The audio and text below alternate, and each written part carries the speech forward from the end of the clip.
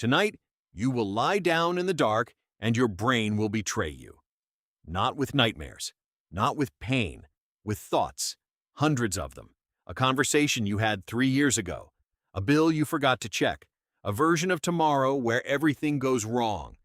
You will stare at the ceiling, completely still, while your mind runs at full speed.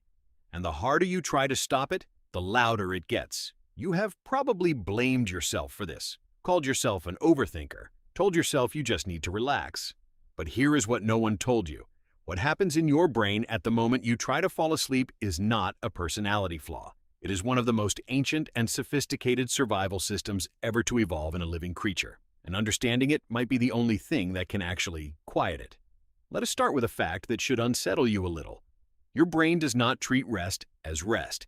The moment your external world goes quiet, an entirely different part of your brain switches on. Scientists call it the default mode network. It was formally identified by neurologist Marcus Rachel at Washington University in 2001, and what he found shocked the field. When people were told to do nothing, to simply lie still and let their minds wander, certain regions of the brain did not quiet down. They lit up, more active during rest than during focused tasks, more metabolically hungry, more alive. The default mode network is not random noise. It is your brain running its most important background programs. It replays your memories and stress tests them. It simulates future scenarios and tries to predict threats. It processes unresolved social tensions. It rehearses conversations you still need to have. It looks for patterns you missed during the day. And it does all of this precisely when you stop giving it something else to focus on.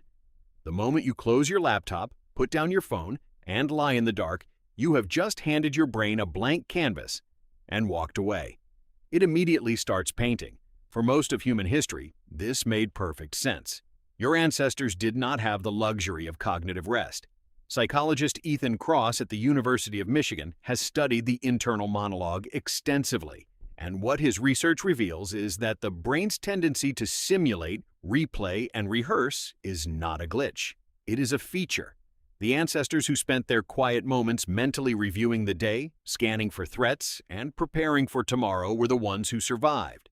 The ones who truly switched off at night were, statistically, more likely to get eaten. You inherited that brain. Every time you lie down and your thoughts accelerate, you are experiencing the echo of 10,000 years of survival pressure. Your nervous system does not yet know that the darkness outside your window does not contain predators. It does not know that the conversation you keep replaying at midnight cannot actually hurt you. It only knows that quiet equals available, and available equals time to work. But there is something else happening, something more specific. During the day, your prefrontal cortex, the part of your brain responsible for rational thought, planning, and emotional regulation, acts as a kind of gatekeeper. It filters what reaches your conscious attention.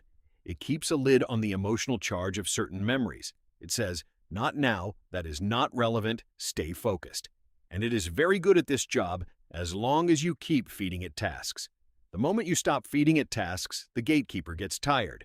Sleep researcher Matthew Walker at the University of California, Berkeley, describes this as one of the key transitions your brain must navigate every single night.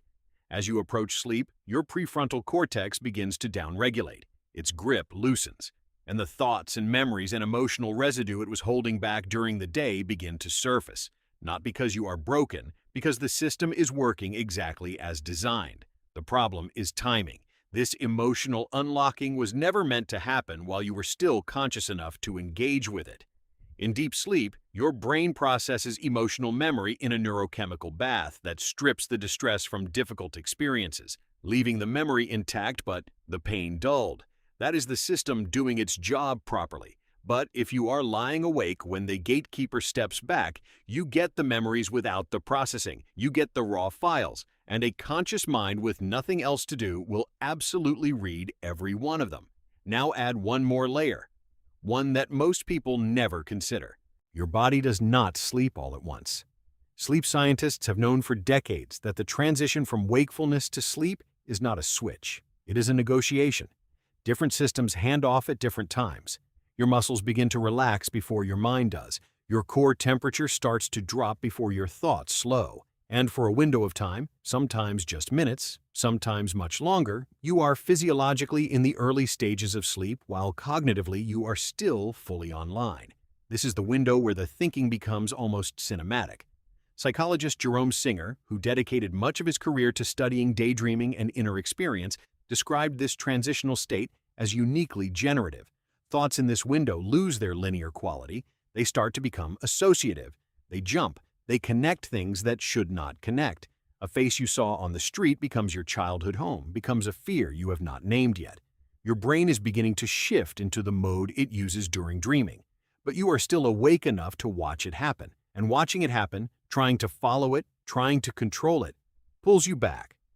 This is the trap. The act of trying not to think is itself a thought.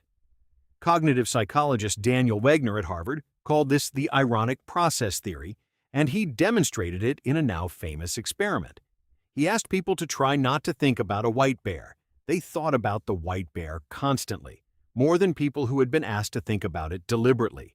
The suppression instruction created a monitoring process that actively scanned for the forbidden thought to check whether it was present, and in scanning for it, found it.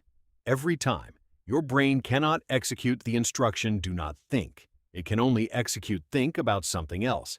And at midnight, with nothing else demanding attention, think about something else is a very hard command to follow. So what actually works? Understanding the mechanism changes the relationship to it. When you lie down tonight and your mind starts running, you are not failing to relax. Your default mode network is doing its job. Your prefrontal gatekeeper is stepping back on schedule. Your transitional brain is beginning its nightly processing. None of it is happening to you. All of it is happening for you. Researchers studying mindfulness and sleep, including work from the Sleep and Human Health Institute, have consistently found that the people who fall asleep fastest are not the ones who try hardest to stop thinking. They are the ones who stop treating their thoughts as problems. The shift is not suppression. It is permission. You allow the thoughts to exist without engaging with them. You watch them without following them. You stop trying to close the browser tabs and let them run in the background. Your brain, given permission to wander without being chased, naturally begins to decelerate. The thoughts become quieter, less urgent. They start to lose their edges. The conversation you keep replaying fades to background noise. The version of tomorrow where everything goes wrong loses its detail. The bill you forgot to check becomes just a shape, not a task. And somewhere in that loosening, without you noticing exactly when, the gatekeeper finishes its handoff. The default mode network moves its work into the deeper stages, and you are gone. You will wake up tomorrow, and your brain will have done something extraordinary while you slept. It will have taken everything that felt unfinished and processed it, filed it, softened its edges. You will not remember most of what your mind was doing, but you will feel it. And tonight, when you lie down in the dark and your brain starts running, you will know exactly what it is doing. It is not betraying you. It is finishing the day. It always has been.